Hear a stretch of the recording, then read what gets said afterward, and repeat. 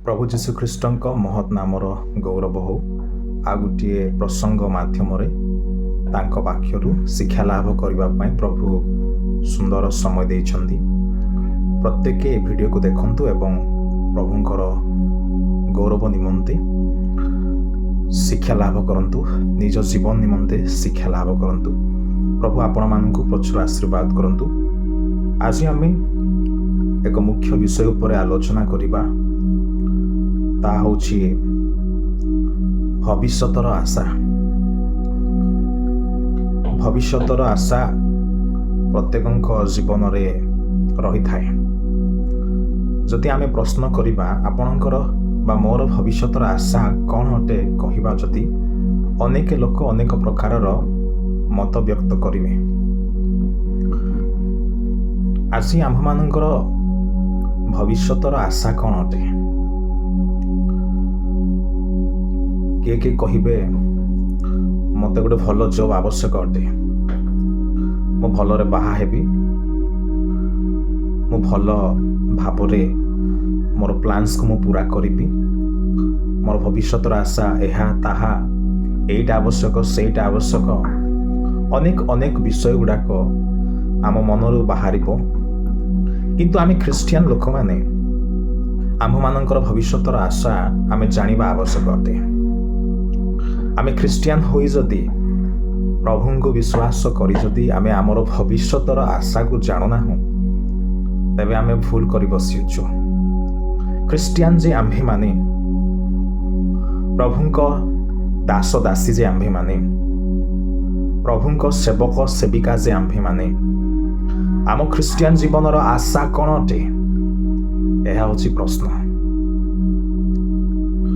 Amonkar future hope कौन अटे? आज आपण मानकर फ्यूचर होप कौन अटे? आज युवक मानकर फ्यूचर होप कौन अटे? आज युवती मानकर भविष्यतर आशा कौन अटे? आपण को आशा नहीं आज ख्रिस्टियन जीवन काटु अछंदी? आम्भे माने केउ विषय बा भविष्यतर आशा नहीं जीवन काटु अछु? जदि आम्भे माने ख्रिस्टियन, जदि आम्भे माने प्रभुंकर लोक अटु, जदि आम्भे माने भाबुछु, जदि आपण माने भाबुछंती जे मो प्रभुंकर संतान, मो प्रभुंकर पुत्र कन्या, मो दीर्घ वर्ष हैला प्रभुंकर सेवा करि आसुछि, मो दीर्घ वर्ष हैला ख्रिस्टियन जीवन यापन करि आसुछि, तेबे मो आपण मानकु कहिबाकु चाहे जे आपणकर भविष्यतर लक्ष्य कौन हेबा दरकार, बा बाइबल आमकु पवित्र वाक्य आमकु भविष्यतर आशा आमर कौन हेबा दरकार से विषय आमकु पुंखानुपुंख भावे शिक्षा दे थाए। तो प्रश्न, आम मानकर भविष्यतर आशा कौन अटे? भल घर, भल बंगला गुटे बनैबा, भल गाड़ी गुड़ा रखिबा, धन संपत्ति अर्जन करिबा, पाठ पढ़िबा एवं भल जॉब करिबा, भल इनकम सोर्स रखिबा, एहा कि आपण भविष्यतर आशा बोली भाबुछंती? आपण कोन भाबुछंती? भल पिंधि खाई भल सम्मान पद प्राप्त हेबा, एहा आपण भविष्यतर आशा बोली भाबुछंती? जदि आपण एही प्रकार भाबुछंती, you are in wrong track. आमे जे ख्रिस्ट विश्वासी माने, आमे जे ख्रिस्टंकर संतान संतति माने, आमे जे ख्रिस्टंकर एक मंडली सदृश लोक माने, आम्भ मानकर भविष्यत आशा कौन एवं कि प्रकार हेबा दरकार ता आमे माने जानिबा आवश्यक अटे। बाइबल मध्यरु शिक्षा लाभ करिबा आवश्यक अटे। आम्भ मानकर भविष्यत आशा ई जगत पाई नुह। आम्भ मानकर भविष्यत आमर ए जगतर समस्त परिस्थिति कार्यकलाप पाई, पदवी मान मर्यादा पाई नुह। ख्रिस्टियन जीवन रे भविष्यतर आशा भिन्न अटे, स्वतंत्र अटे। आज ताहा आमे शिक्षा लाभ करिबा आवश्यक अटे। प्रथम विषय होछि आम्भ मानकर भविष्यतर आशा ताहा फ्यूचर ग्लोरी हेबा आवश्यक अटे।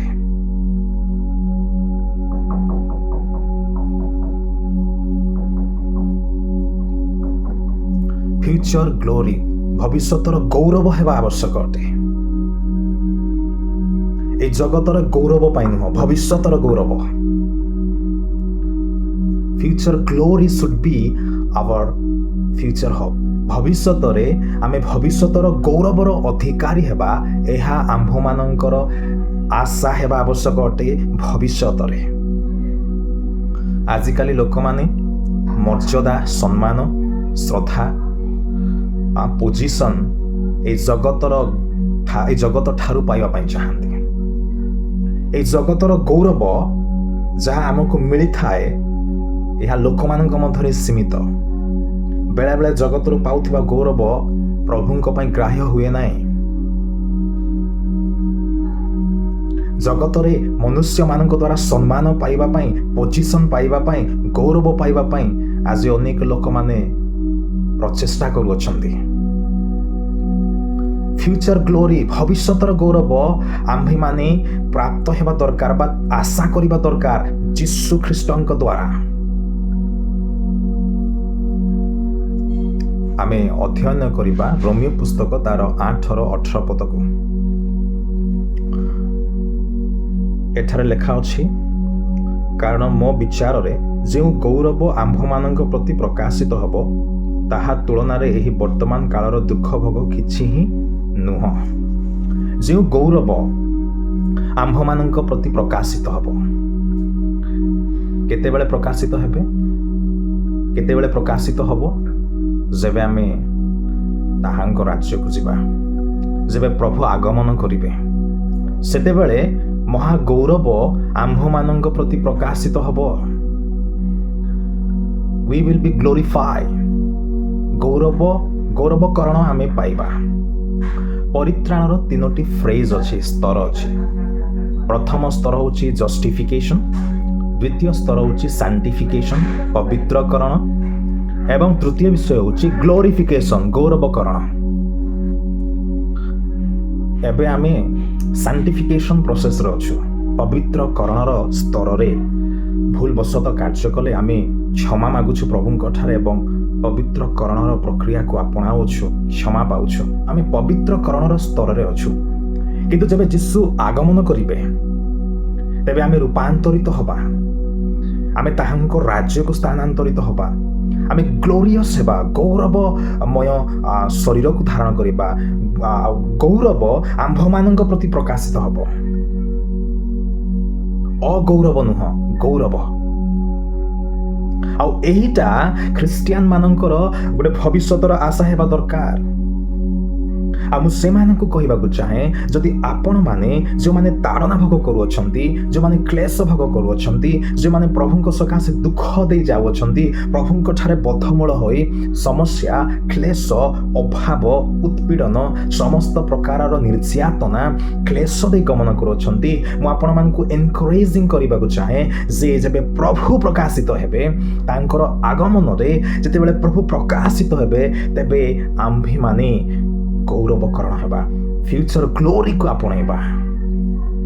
ତେଣୁ ଯଦି ଆପଣ এই ବର୍ତ୍ତମାନ କାଳରେ, এই ବର୍ତ୍ତମାନ ସମୟରେ ଦୁଃଖ ଭୋଗ କରୁଅଛନ୍ତି, ତେବେ ଗୌରବ ଆପଣମାନଙ୍କ ପାଇଁ ଅଛି, ପ୍ରିୟ ପ୍ରଭୁଙ୍କର ଲୋକମାନେ। ତେଣୁ ଆଜି ଆମ୍ଭେମାନେ ଆମମାନଙ୍କର ଭବିଷ୍ୟତର ଆଶା, ଭବିଷ୍ୟତର ଗୌରବ ପାଇଁ ରଖିଅଛୁ କି ନା ଏ ଜଗତର ଗୌରବ? ଇଏ ମୋତେ କେମିତି ପ୍ରଶଂସା କରିବ, ସିଏ ମୋତେ କେମିତି ପ୍ରଶଂସା କରିବ, ଇଏ ମୋତେ କେମିତି ପୋଜିସନ୍ ଦେବ, ଏଇ ଗୌରବ? ଭବିଷ୍ୟତର ଗୌରବ। ତୃତୀୟ ବିଷୟ ଆମେ ଦେଖିବା ଇଟର୍ନାଲ ହୋପ୍, ଅନନ୍ତ ଆଶା। ଅନନ୍ତ ଆଶା ଆମେ ଭବିଷ୍ୟତରେ ପାଇବା ଆବଶ୍ୟକ ଅଟେ। ଅନନ୍ତ ଆଶା, ଆମମାନଙ୍କର ଭବିଷ୍ୟତ ହେଉଛି ଅନନ୍ତ ଆଶା। ଅନନ୍ତ ଆଶାକୁ ଆମେ ପ୍ରାପ୍ତ ହେବା ଦରକାର ବା ତାହା ଆମର ଭବିଷ୍ୟତର ଚିନ୍ତା ହେବା ଦରକାର। ଆମେ ବାକ୍ୟରୁ ଅଧ୍ୟୟନ କରିବା, ତାହା ହେଉଛି ପ୍ରଥମ ଥେସଲୋନିକୀୟ ତାର 4:13 ଏବଂ 14 ପଦ। ତାର 13 ପଦରେ ଏବଂ 14 ପଦରେ ସୁନ୍ଦର ଭାବେ ବ୍ୟାଖ୍ୟାନ କରାଯାଇଅଛି। ଏଠାରେ ଲେଖା ଅଛି, ହେ ଭାଇମାନେ, ଭରସାହୀନ ଅନ୍ୟ ସମସ୍ତଙ୍କ ପରି ତୁମ୍ଭେମାନେ ଯେପରି ଶୋକାକୁଳ ନ ହୁଅ, ଏଥିନିମନ୍ତେ ମହାନିଦ୍ରା ପ୍ରାପ୍ତ ଲୋକମାନଙ୍କ ବିଷୟରେ ତୁମ୍ଭେମାନେ ଯେ ଅଜ୍ଞ ଥାଅ, ଏହା ଆମ୍ଭମାନଙ୍କର ଇଚ୍ଛା ନୁହେଁ। ତାର 14 ପଦରେ ଉଲ୍ଲେଖ କରାଯାଇଛି, କାରଣ ଯଦି ଆମ୍ଭେମାନେ ବିଶ୍ୱାସ କରୁ ଯେ ଯୀଶୁ ମରି ପୁନର୍ବାର ଉଠି ଅଛନ୍ତି। ତେବେ ଈଶ୍ୱର ଯେ ଯୀଶୁଙ୍କ ଦ୍ୱାରା ମହାନିଦ୍ରା ପ୍ରାପ୍ତ ଲୋକମାନଙ୍କୁ ସେହି ପ୍ରକାରେ ତାହାଙ୍କ ସଙ୍ଗରେ ଆଣିବେ ଏହା ମଧ୍ୟ ବିଶ୍ୱାସ କରିବା ଉଚିତ। ଯଦି ଆମେମାନେ ମୃତ ହଉ ବା କୌଣସି ବିଶ୍ୱାସୀ ମୃତ ହୁଏ, ତେବେ ସେ ନିରାଶ ହେବା ଆବଶ୍ୟକ ନୁହଁ। କାରଣ ଯୀଶୁ ଯେମିତି ମୃତ ହେଲେ ଆଉ ଈଶ୍ୱର ତାଙ୍କ ପିତା ତାଙ୍କ ମୃତ୍ୟୁରୁ ଉତ୍ଥାପନ କଲେ, ସେହିପରି ଯେଉଁମାନେ ମହାନିଦ୍ରା ପ୍ରାପ୍ତ, ଯେଉଁମାନେ ମୃତ ହୋଇଅଛନ୍ତି, ଆମ କୁଟୁମ୍ବୀୟ ହଉ, ପ୍ରଭୁଙ୍କ ସେବକ ସେବିକା ହଉ, ଯେକୌଣସି ଖ୍ରୀଷ୍ଟ ବିଶ୍ୱାସୀ ମୃତ ହୋଇଅଛନ୍ତି, ଅନ୍ତିମ ସମୟରେ ନିଜେ ପରମେଶ୍ୱର ଆପଣାର ନିଜ ପୁତ୍ର ଯୀଶୁଙ୍କ ମାଧ୍ୟମରେ ଆମ୍ଭକୁ, ଯେଉଁମାନେ ମୃତ ହୋଇଅଛନ୍ତି, ମୃତ ବ୍ୟକ୍ତିମାନଙ୍କୁ ସେ ଉଠାଇବେ। ଏହା ହିଁ ଆମର ଇଟର୍ନାଲ ହୋପ୍ ଅଟେ। ଏହା ହିଁ ଆମର ଅନନ୍ତକାଳୀନ ଆଶା ଅଟେ। ଇଟର୍ନାଲ ହୋପ୍ ଏହା ଯେ ଆମେ କେବେ ହିଁ ମରିବା ନାହିଁ। ଆମେ ବିଶ୍ୱାସୀମାନେ କେବେ ହିଁ ବିଲୁପ୍ତ ହେବା ନାହିଁ। ଆମେ ପ୍ରଭୁଙ୍କ ଠାରେ ଥିବା ଆମଙ୍କର ପ୍ରାଣ କେବେ ହିଁ ବିନଷ୍ଟ ହେବ ନାହିଁ। ଆମେ ଚିରଜୀବୀ ପ୍ରଭୁଙ୍କ ସହିତ ପ୍ରଭୁଙ୍କ ଠାରେ ଜୀବନ କାଟିବା। ଏହା ହିଁ ଆମଙ୍କର ଇଟର୍ନାଲ ହୋପ୍ ଅଟେ। ଭବିଷ୍ୟତର ଆଶା ଏହା ହେବା ଦରକାର ଯେ ଆମେ ଖ୍ରୀଷ୍ଟଙ୍କ ଠାରେ ବଞ୍ଚିବା, ସର୍ବଦା ତାଙ୍କ ସହିତ ଜୀବିତ ରହିବା। ଆମେ ଜଗତରେ ଜୀବିତ ରହିବା ବୋଲି ଚିନ୍ତା କରୁଛୁ, ଜଗତରେ ବଞ୍ଚିବା ବୋଲିକିରି କାମ କରି ବ୍ୟସ୍ତ ହୋଇକି ମରୁଛୁ। ଆମେ ଜଗତର କାର୍ଯ୍ୟରେ ଜଗତ ପାଇଁ ଜୀବିତ ରହିବା ବୋଲି ବ୍ୟାକୁଳତା, ଇତସ୍ତତତା, ଏତେ ବ୍ୟସ୍ତତା, ତାହା କହିଲେ ଅତ୍ୟୁକ୍ତି ହେବ ନାହିଁ। ଆରେ ଆମେ ଅନନ୍ତ କାଳ ନିମନ୍ତେ ପ୍ରଭୁଙ୍କ ସହିତ ସର୍ବଦା ବଞ୍ଚିବା ନିମନ୍ତେ, ପ୍ରଭୁଙ୍କ ସହିତ ଆମେ ମୃତ୍ୟୁରେ ଉଠି ତାଙ୍କଠାରେ ତାଙ୍କ ସହିତ ରହିବା ନିମନ୍ତେ ଆମେ ପ୍ରଚେଷ୍ଟା କରିବା ଦରକାର। ଆଉ ଏହା ହେଉଛି ଆମଙ୍କର ଇଟର୍ନାଲ ହୋପ୍। ଜଗତରେ ମରିବା ପାଇଁ ଖାଇ ପିଇ ଅର୍ଜନ କରି ସବୁ ଜବ୍ ଗୁଡ଼ାକ ପାଇକିନା ଭଲ ହେଇକି ପାଇକିନା ଜଗତରେ ରହିବା ହିଁ ଚିନ୍ତା କି ଆମର? ମୃତ୍ୟୁରୁ ଉତ୍ଥାପିତ ଯୀଶୁଙ୍କ ଦ୍ୱାରା ହୋଇ ତାଙ୍କ ସହିତ ସର୍ବଦା ଅନନ୍ତ କାଳ ରହିବା, ଏହା ଆମମାନଙ୍କର ଉଦ୍ୟମ ଏବଂ ଆଶା ହେବା ଦରକାର। ଏ କ୍ଷଣିକ ସୁଖ ବିଳାସରେ ବଞ୍ଚି ମରବା ପାଇଁ ନାହିଁ। ତେଣୁ ଆମେ କି ପ୍ରକାର ଶିକ୍ଷା ଲାଭ କରୁଛୁ? ଆମମାନଙ୍କର ଥଟ୍ସ ଅଣ୍ଡରଷ୍ଟାଣ୍ଡିଂ ବିବ୍ଲିକାଲି ୟା ସ୍ପିରିଚୁଆଲି କି ପ୍ରକାର ଅଟେ, କେମିତି ବୁଝୁଛୁ ଆମେ ବାକ୍ୟକୁ, ତାହା ଆମେ ପରୀକ୍ଷା କରିବା ଦରକାର। ଇଟର୍ନାଲ ହୋପ୍, ଅନନ୍ତକାଳୀନ ଆଶା ଏହା ଯେ ଆମେ ମୃତ୍ୟୁରୁ ଉତ୍ଥାପିତ ହେବା ଆଉ ପ୍ରଭୁଙ୍କ ସହିତ ଅନନ୍ତ କାଳ ରହିବା, ସେଇଟା ହିଁ ଆମଙ୍କର ଫ୍ୟୁଚର, ସେଇଟା ହିଁ ଆମଙ୍କର ଟ୍ରୁ ଫ୍ୟୁଚର ଅଟେ। ତୃତୀୟ ବିଷୟ ହେଉଛି ଦ ରିଟର୍ନ ଅଫ୍ ଜିସସ୍ ଖ୍ରାଇଷ୍ଟ, ଯୀଶୁ ଖ୍ରୀଷ୍ଟଙ୍କର ଦ୍ୱିତୀୟ ଆଗମନ। ହାଲେଲୁୟା। ଯୀଶୁ ଖ୍ରୀଷ୍ଟଙ୍କର ଦ୍ୱିତୀୟ ଆଗମନ ଆମର ଭବିଷ୍ୟତର ଆଶା ହେବା ଦରକାର। ଯୀଶୁ ଖ୍ରୀଷ୍ଟଙ୍କର ପୁନର୍ ଆଗମନ ଆମର ଭବିଷ୍ୟତର ଆଶା ହେବା ଦରକାର। ଆପଣଙ୍କର ଭବିଷ୍ୟତର ଆଶା କ'ଣ? ପେଟେ ଖାଇ ଦେଇକି ବୁଲିବି ଗଲବାଟା କି?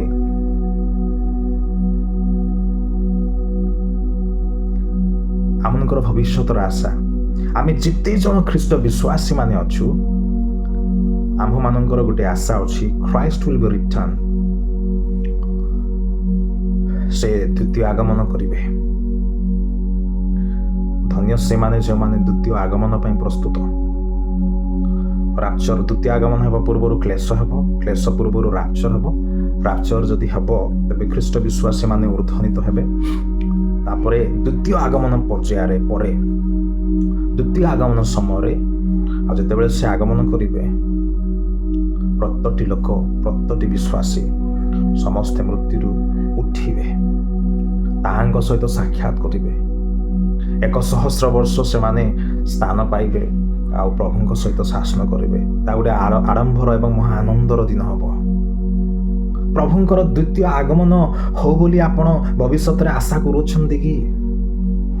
ମୋ ପ୍ରଭୁ କେବେ ଆସିବେ? ମୋର ରାଜନ କେବେ ଆସିବେ? ମୋତେ କେବେ ସେ ତାଙ୍କ କତିକୁ ନେବେ? ମୁଁ କେମିତି ସର୍ବଦା ପ୍ରଭୁଙ୍କ ଠାରେ ବଦ୍ଧମୂଳ ହୋଇ ତାଙ୍କୁ ନିରନ୍ତର ଦେଖିବି? ଏହା ଆପଣ ଦ୍ୱିତୀୟ ଆଗମନ ପାଇଁ ଆଶା କରୁଛନ୍ତି କି? ରାପ୍ଚର ପାଇଁ ଆଶା କରୁଛନ୍ତି କି? ଏକ ଗୌରବମୟ ବିଷୟ ଅଟେ, ଏକ ଆନନ୍ଦ ଉଲ୍ଲାସର ବିଷୟ ଅଟେ। ଦ୍ୱିତୀୟ ଆଗମନରେ ବା ପ୍ରଭୁଙ୍କର ଆଗମନରେ କିମ୍ବା ରାଜ୍ୟରେ ଯେତେବେଳେ ଆମେ ଊର୍ଦ୍ଧ୍ୱନୀତ ହେବା, ଏହା ଗୋଟେ ଗୌରବ ବିଷୟ ଅଟେ। ଏହାକୁ ଆମ ପାଇଁ ଉତ୍ତମ ଅଟେ, କାରଣ ଜଗତର କ୍ଲେଶରୁ, ଏ ସମସ୍ୟା, ଏ ସଙ୍କଟ ଫାନ୍ଦ ରୂପ ବିଷୟରୁ ଆମେ ବାହାରି ପ୍ରଭୁଙ୍କ ସହିତ ରହିବା। ଏହା ଆମଙ୍କର ଗୋଟେ ଆଶା ହେବା ଦରକାର।